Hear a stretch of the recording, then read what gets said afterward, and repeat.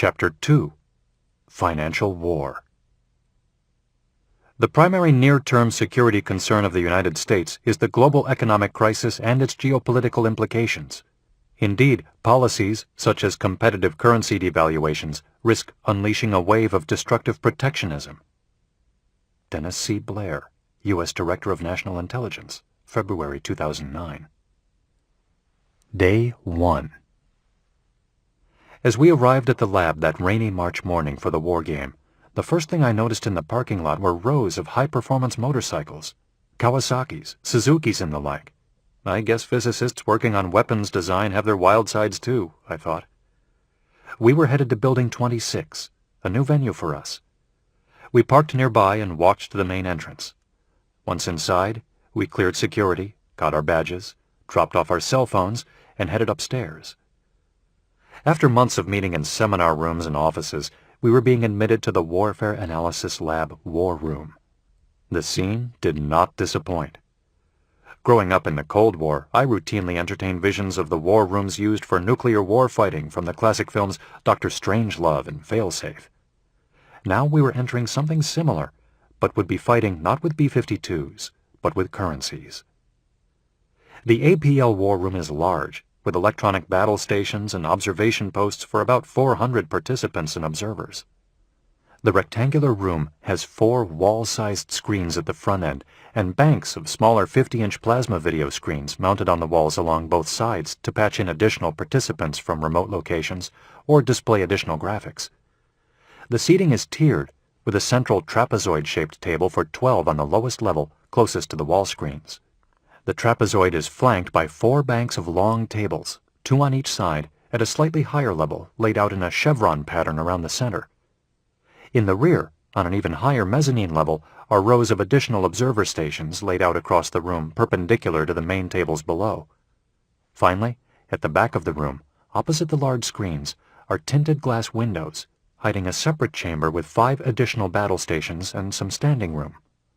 I discovered later that this separate chamber was used by senior military observers who wanted to watch the game in progress unbeknownst to the other players. There was a podium and microphone at the front, to the right side of the screens, where representatives of each cell could announce their moves and respond to moves of other cells. Every battle station was equipped with a laptop linked to groupware that enabled each player to provide continuous, silent commentary on game progress, even while others were describing their moves and motives. Adjacent to the war room was a technical support room that controlled the screen projections and monitored the groupware supporting the running commentary. Down a corridor from the war room were separate large meeting rooms that had been outfitted with the capitals of the warring states. These were equipped with a single wall screen each and separate groupware shared only by the members of each team and accessed through additional sets of laptops for team members. Other rooms had been set aside for summit conferences and bilateral negotiations if cells wanted to conduct private meetings away from the war room. All of the facilities, the war room, the capitals, and the summit conference venues, were equipped with workstations for lab staff acting as facilitators, analysts, and neutral observers of the proceedings. Although we were autonomous actors, it was hard to shake the feeling that we were also lab rats in the purview of APL's larger mission. We had a chance to get acquainted with the other players at a buffet-style breakfast served up by the lab. Then we filed into the war room and took our assigned places. The members of the White Cell, the referees, were seated at the large trapezoid in the center. The 5 combatant teams, Russia Cell, U.S. Cell, Pacific Rim Cell, China Cell, and Gray Cell, the all-other group, and some Pentagon and intelligence community observers, were seated in the chevron layout around the White Cell. Thanks to the secure Warfare Analysis Lab website, codenamed Walrus, we had all been supplied in advance with thick packets of briefing books. One was the game overview, which provided the relative national strength of each team with a detailed rationale behind it. The overview included the instruction that player cells may select actions from game menu and/or innovate their own actions. I was all for the innovation. We also received baseline scenario briefing books, which described the near-future economic world of 2012 in which we would be playing the game, and a mechanics book, which was basically a rule book. I recalled how my brothers and I used to fight over the rules in Risk as kids, and often had to dig the Parker Brothers rulebook out of the game box to settle disputes. Now, we had a war game rulebook, but this would go quite differently. I wanted to break as many rules as I could to help the Pentagon understand how capital markets really work in an age of greed, deregulation, and bad intent. Wall Street was like the Wild West in the best of times, but with globalization and too-big-to-fail government backing, it was now even more out of control. After a few hours of instruction, orientation, and snap training on the groupware, we broke out to our separate capitals to work on Move 1. This broadly involved a long-term trade agreement between Russia and Japan that would reduce the availability of Russian oil and natural gas to the rest of the world. The big idea in Move 1 was that Russia would leverage its national resources to improve its foreign currency reserve position. Of course, there was no coordination between the scenario the lab had produced and the wild card Steve and I were secretly ready to play. But this was a pretty good fit. Russia could exempt Japan from its gold currency deal and still placate China by inviting it to join in its plan to sideline the dollar. I sat in our simulated Chinese capital listening to my Harvard and Rand teammates discussing how to punish Japan for deviating from the Washington Consensus free trade paradigm, but my mind was elsewhere, literally waiting for the phone to ring. A few minutes later, our lab observers informed us that a communique had come in from Russia requesting a summit conference. This was good news. It meant Steve had convinced his teammates to let him play the gold wild card. Before my team could digest the news, I offered, "Hey, guys, my friend Steve Hallowell is playing the Russian cell. I'm guessing he's behind this. Okay if I attend the summit from our side?"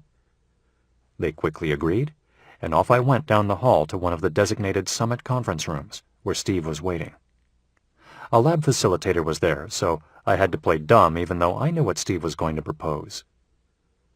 "Jim, we expect U.S. pushback on our deal with Japan, and frankly, we're tired of the U.S. using its dominant position in the dollar-based trading system to call the shots. There's a better way. None of our currencies is ready to replace the dollar. We all know that. But gold has always been money good. It's just a matter of time before the world gets to some kind of gold standard. There's a huge first-mover advantage here. The first country that moves to gold will have the only currency anyone wants. Here's our proposal." Steve handed me a reworked copy of the mock press release I had given him at the Darien Bistro the week before. It was all there: the new gold-based currency, a London bank of issue, the ability to expand the new money supply by depositing gold, the English and Swiss rule of law, clearance and settlement facilities, and a true market price. Russia would demand payment in the new currency for natural resource exports going forward. The dollar would be pushed to one side. "We can do this alone," Steve continued, "but it works much better with China and maybe others. The more of us who join in, the harder it will be for the U.S. to fight it. You can do the same thing with your manufactured goods that we're doing with oil and natural gas. Are you with us?" "Look, let me go back to China and I'll let you know," I said. "I'm not authorized to agree to anything. I just came to get the message. We'll discuss it and I'll call you with our answer." Back in the Chinese capital, my teammates had been diligently working out a response to the scenario we had been presented. The overall sense was to do nothing.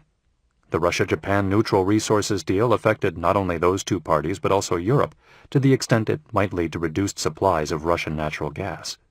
The United States would have to coordinate the response because it was in the best position to pressure Japan. China's posture would be to keep its head down and let the others work things out. Then I played the Russian wild card by briefing my teammates on Steve's proposal. It's difficult to describe their reaction. Nonplussed is probably the best word. They had difficulty processing any economic scenario that had the word gold in it. "That's ridiculous," our Harvard guy said. "It has nothing to do with the scenario we were given, and it makes no sense anyway. Gold is irrelevant to trade and international monetary policy. It's just a dumb idea and a waste of time."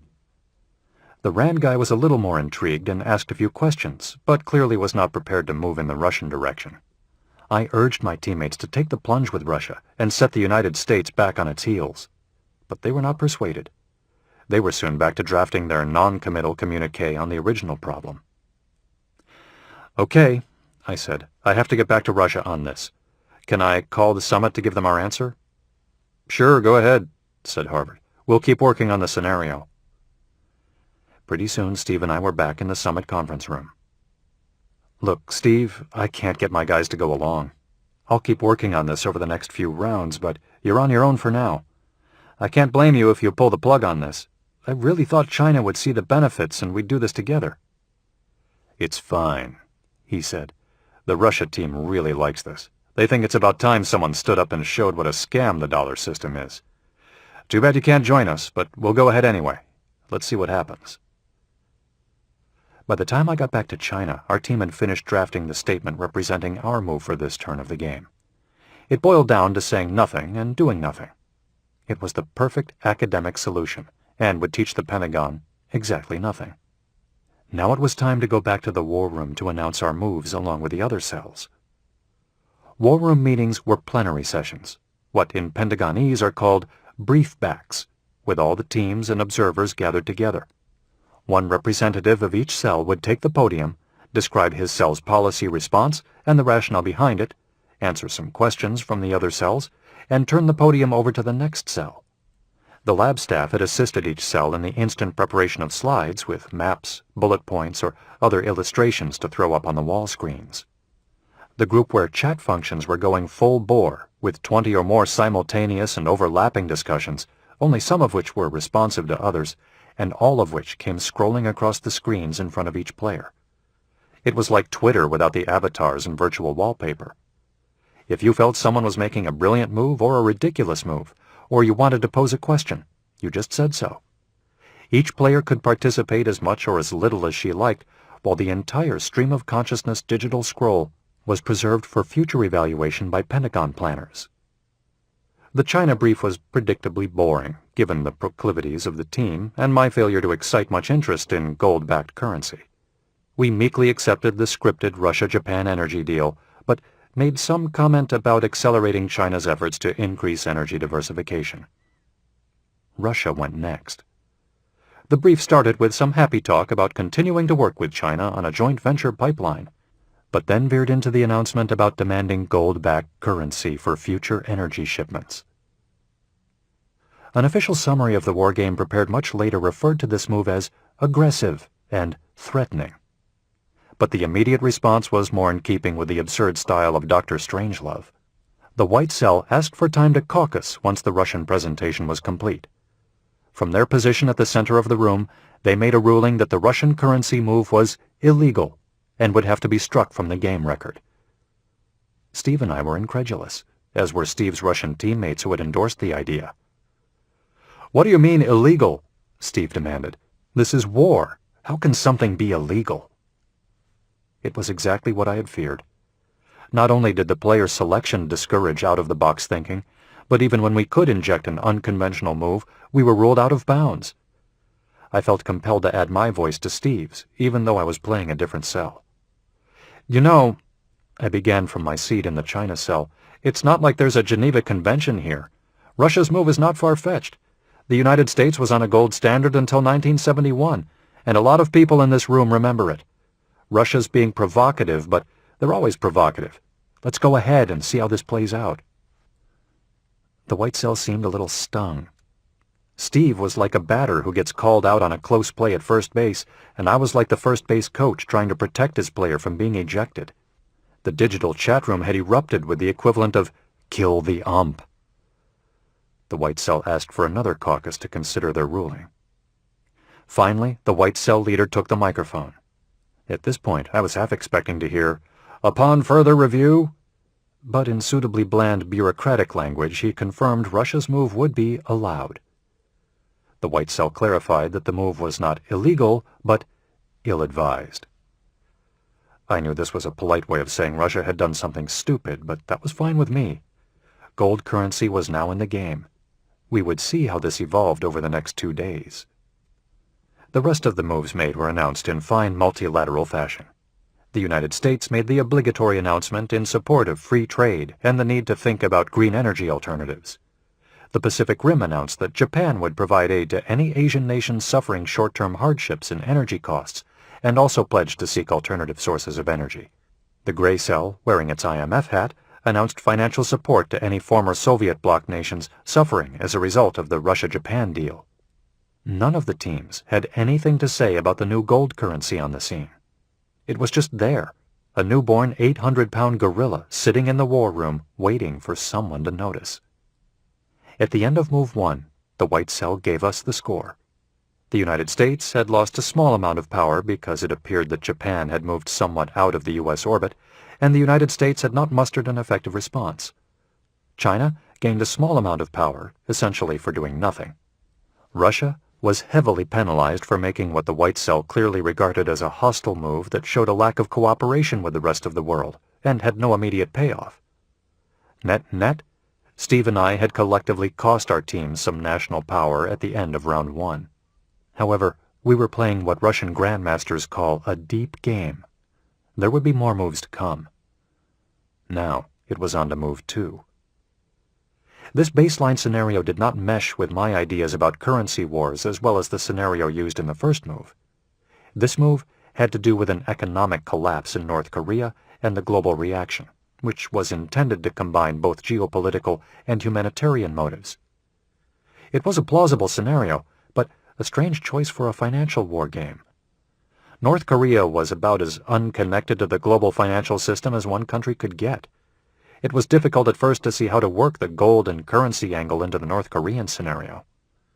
Sitting in our Chinese capital, I listened to my teammates earnestly discuss whether the United States might refuse to aid North Korea in order to let the situation deteriorate as a prelude to Korean unification. Since this was a risk-averse crew, they settled on a package of humanitarian aid coupled with some indication that China might support reunification at some future date on non-confrontational terms. At an appropriate lull in the conversation, I turned to Harvard and said, "Look, it's not too late to revisit this gold currency thing. We could announce some support for the Russians' initiative, combined with some intention to study it and possibly join in the future."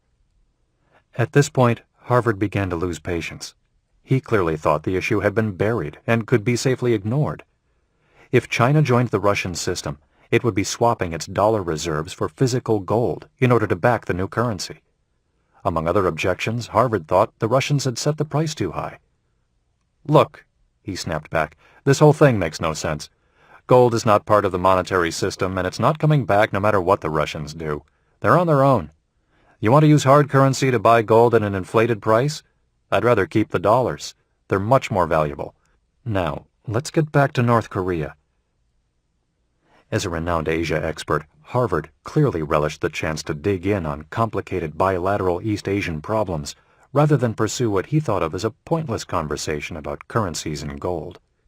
Yet I had been trained since law school to argue both sides of an issue without pausing for breath, so I quickly turned his argument back on him, just to keep the idea alive. "You think we're paying too much for the gold?" I asked. "Right," he said, "way too much." "So why don't we sell our gold to Russia?" This was not just the lawyer's instinct, but also the trader's. Every market has a bid side, where someone is willing to buy, and an offer side, where someone is willing to sell. Market making is the art of price discovery between the bid and the offer.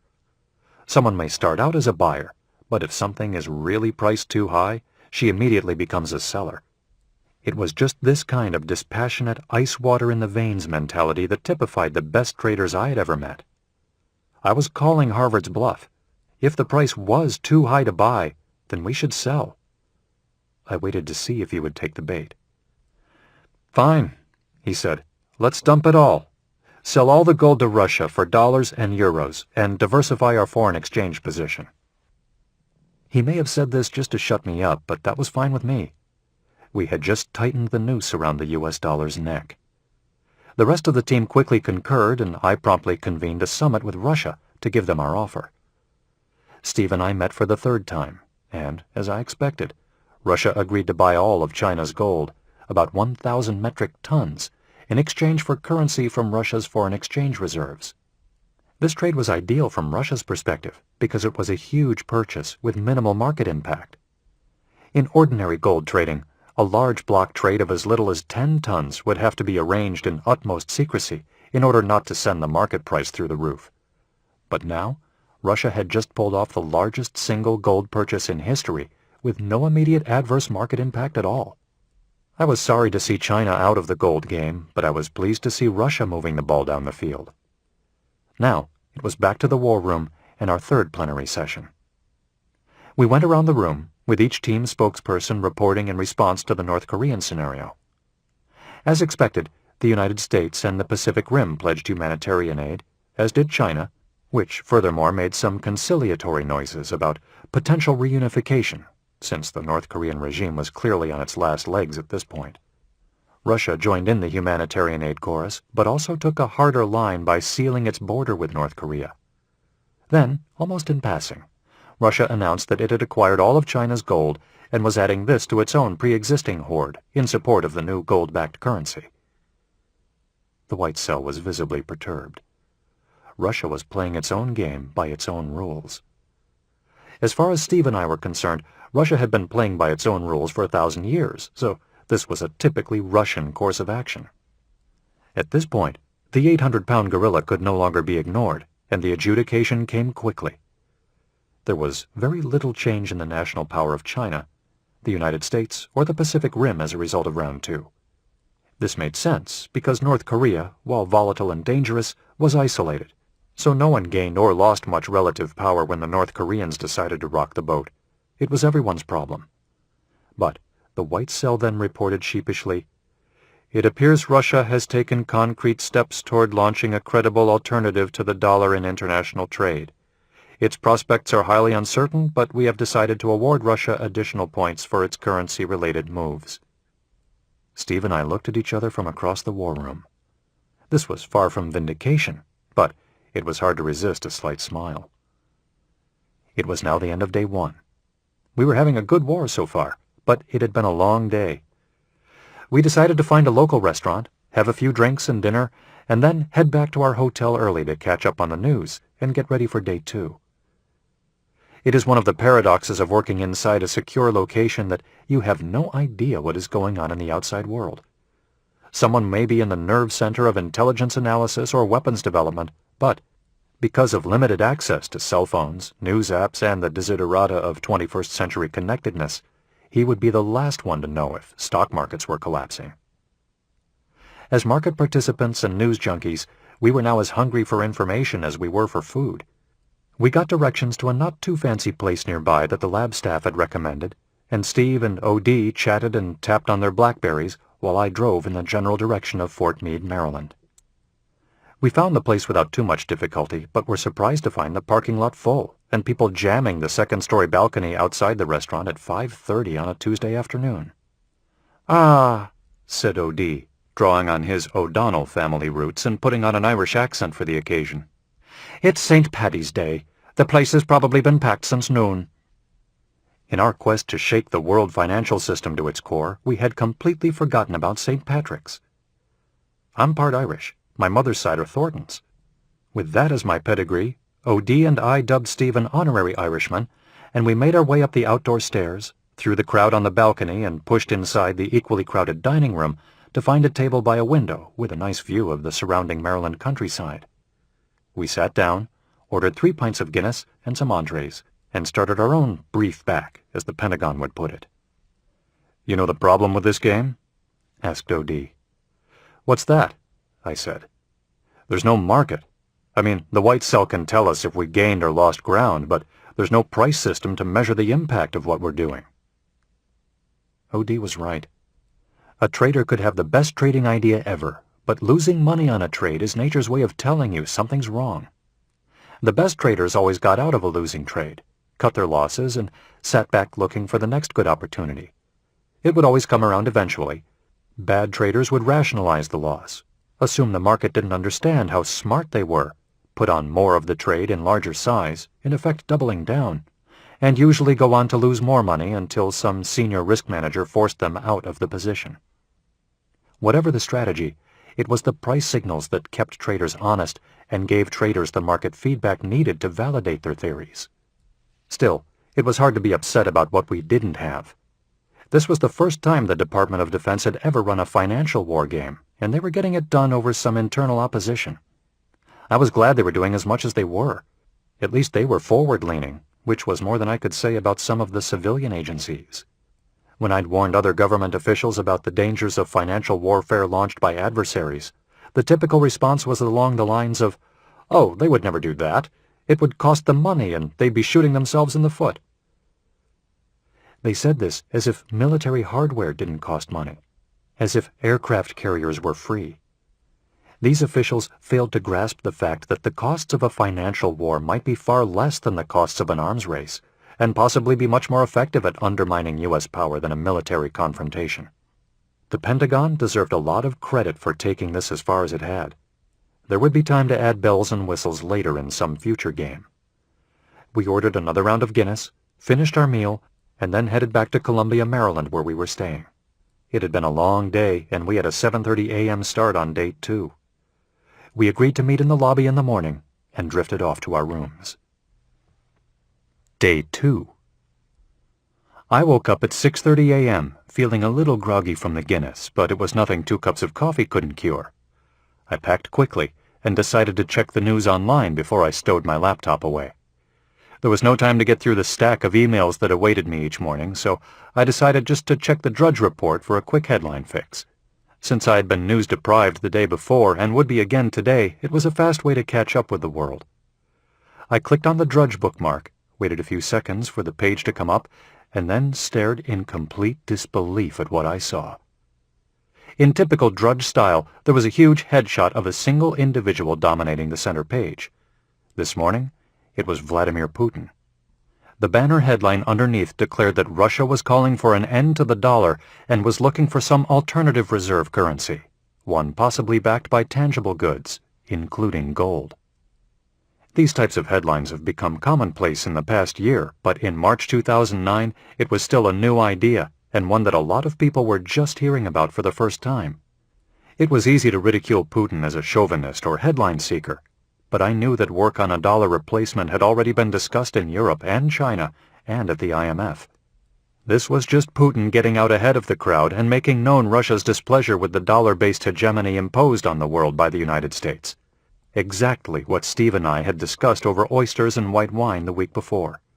There could not have been a better validation of our game moves if we had written the Drudge article ourselves. I threw my laptop in my briefcase and ran down to the lobby, trying to get the same Drudge banner on my BlackBerry screen. Steve and OD were waiting for me. "Hey guys, have you seen Drudge this morning?" I yelled from a distance. "You won't believe it." I handed the BlackBerry to Steve, who studied the screen and passed it to OD. "Amazing," said Steve. "Those guys at the lab will think we planned the whole thing, like we had inside information. Let's get over there and show them what's going on in the world." We arrived at the lab, rushed through security as quickly as possible, and raced up the stairs of Building 26 to the war room. Folks were having coffee and quietly chatting about events from the day before. I was fairly certain that the serious military and academic types around us had more important things to do each morning than read Drudge, so our scoop was still under wraps for the moment. I went into the technical support room adjacent to the main war room. The tech room had its own wall-sized screen to preview or troubleshoot what was going on in the war room. I asked the video tech if he could put the internet up on the big screen and gave him the web address for Drudge. Within a few seconds, our friend Putin was on the screen, larger than life, throwing down the gauntlet at U.S. dollar hegemony. With a few more clicks on the control panel, the Drudge banner now appeared in the war room itself, while the lab staff helpfully printed out the story behind the headline and made sure a copy was placed among the rule books and scenarios sitting at every battle station. Harvard was not amused. He thought Steve and I were being ridiculous, and now he thought pretty much the same thing about Putin. But most of the participants were kind enough to give us some kudos for driving the game toward the next big thing before it happened. Once the Putin buzz died down, it was back to the war game and move 3, the final move in the game. This scenario involved the election of a pro-independence candidate in Taiwan and an effort to reverse Taiwan's increasing economic integration with mainland China.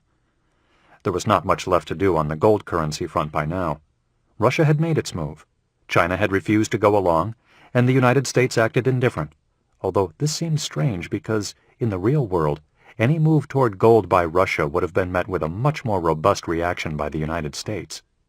The U.S. cell was composed entirely of academics, think tankers, and uniformed military, and had no market experience at all, so I had to assume they just didn't get it when it came to an assault on the dollar. Like most experts I'd spoken to, they probably assumed the dollar would always remain dominant and did not think much about alternative scenarios. We set about preparing our responses to the problem at hand. China reiterated its One China policy and warned other nations not to support the Taiwanese initiative. Japan tried to promote an Asian free trade area that would welcome both China and Taiwan as a way to obviate their divisions. The United States emphasized military cooperation with Taiwan, but urged that such cooperation in the future would be conditioned on Taiwan's reducing its confrontational stance.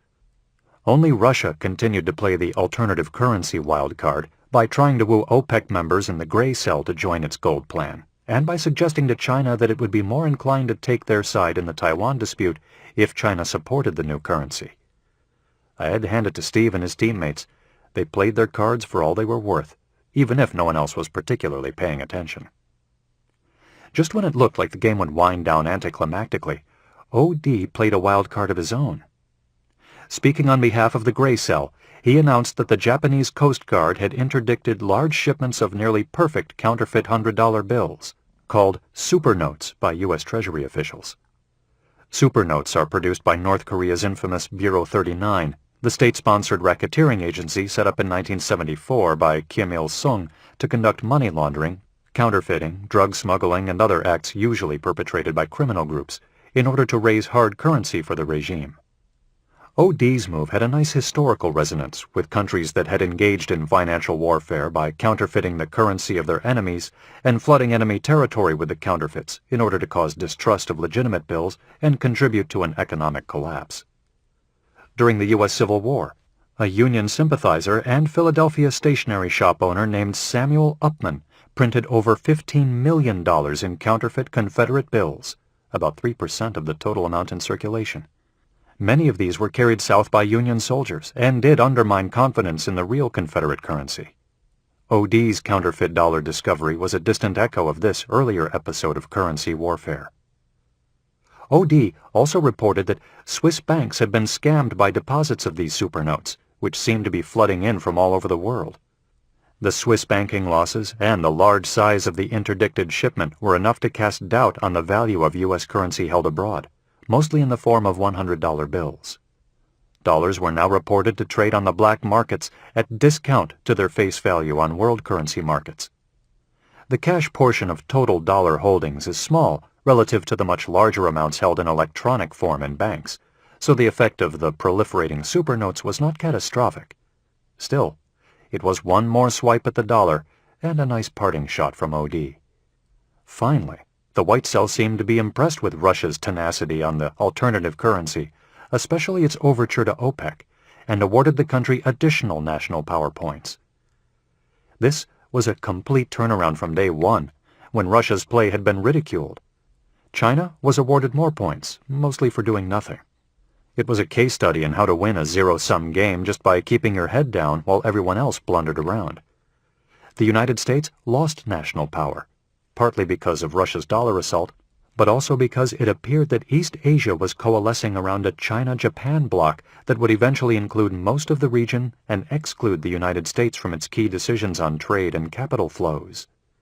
In the end, China gained the most by doing the least, while Russia and East Asia gained slightly, and the United States was the biggest loser. The rest of the session was taken up with debriefings.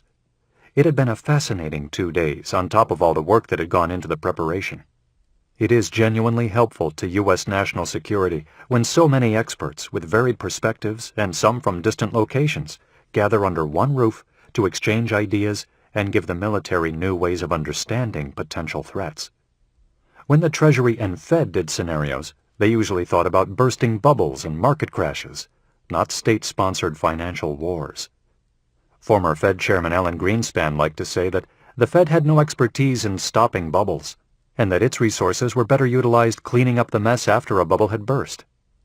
That Greenspan view works only for messes of a certain size.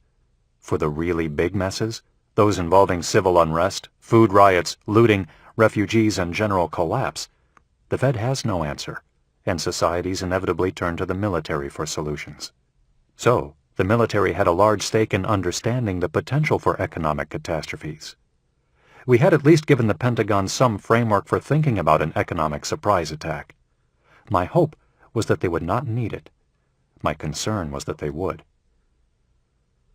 Over the next few weeks, with the recollections of the financial game fresh in my mind, I couldn't help but be reminded that a real currency war had already broken out and was being fought hard around the world.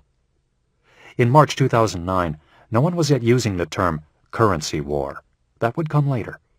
But still, all the signs were there. The Federal Reserve's first quantitative easing program, so-called QE, had begun in November 2008, with the not-so-hidden goal of weakening the dollar on foreign exchange markets. The Fed's cheap dollar policies were having their intended effects. Over the 2 years following the war game, stocks and gold both rose over 85%. Some analysts were initially baffled by the positive correlation of stocks and gold, until they realized that exactly the same thing had happened in April 1933, when FDR smashed the dollar against sterling during the beggar-thy-neighbor currency wars of the Great Depression. The massive price gains in stocks and gold in 1933 and 2010 were just the flip side of trashing the dollar. The assets weren't worth more intrinsically. It just took more dollars to buy them because the dollar had been devalued. In the world outside the war room, trashing the dollar was the easy part. The hard part was calculating what would come next, when exporters like China, Russia, and Saudi Arabia tried to protect their interests by raising prices or avoiding U.S. dollar paper assets.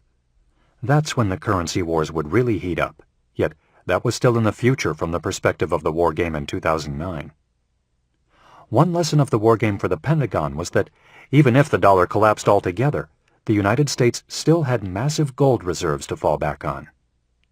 It is an intriguing fact that almost all of the U.S. gold hoard is located not in civilian bank vaults, but on military bases. Fort Knox in Kentucky, and West Point along the Hudson River in New York. That says something about the connection of national wealth and national security.